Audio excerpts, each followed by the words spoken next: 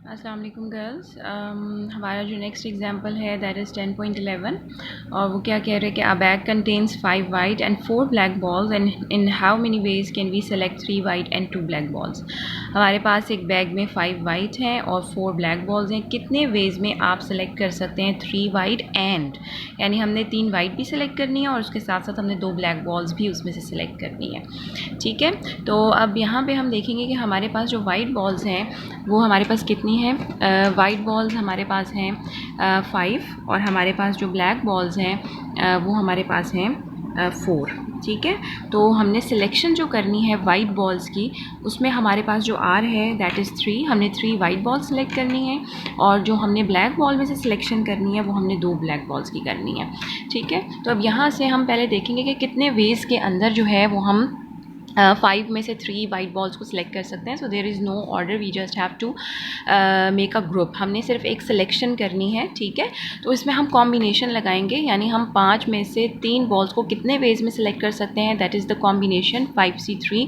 और जब हम इसको सॉल्व करेंगे तो it comes out to be 10। You can use calculator अगर आप इसको बाय हैंड सॉल्व नहीं करना चाहते। ठीक है, और जो है ब्लैक बॉल्स वो कितने वेज में सिलेक्ट हो सकती हैं। टोटल बॉल्स आपके पास 4 हैं और उसमें से आप 2 बॉल्स की अब आपने सिलेक्शन करनी है। कोई सी भी 2 बॉल्स आ जाएं, कोई ऑर्डर नहीं है, कोई सी भी 2 बॉल्स आ जाएं। So 4C2 and in how many ways, जब हम इसको सॉल्व करते हैं it comes out to be 6।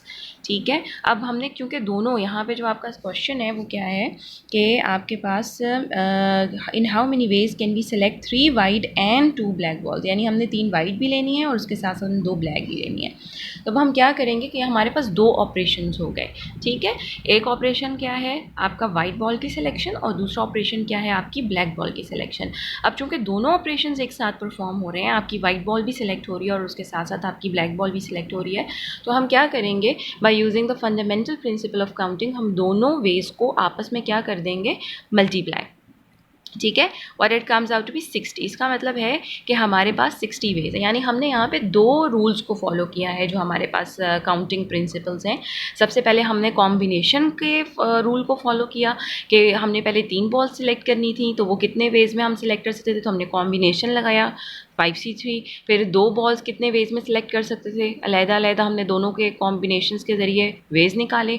और चूंकि अब दोनों जो हैं balls at a time select हो रही हैं, वाइट भी और ब्लैक भी, एंड का वर्ड बेसिकली बीच में आ रहा है, इसको हम उर्दू में और कहते हैं, तो दोनों काम एक साथ हो रहे हैं। You are selecting here 3 white and 2 black balls. तो एंड का वर्ड है, it means you have to multiply the ways you are finding from the 3 white and 2 black balls. तो हम इन दोनों वेज को आपस में मल्टीप्लाई कर देंगे and what you get 60 ways. ठीक है।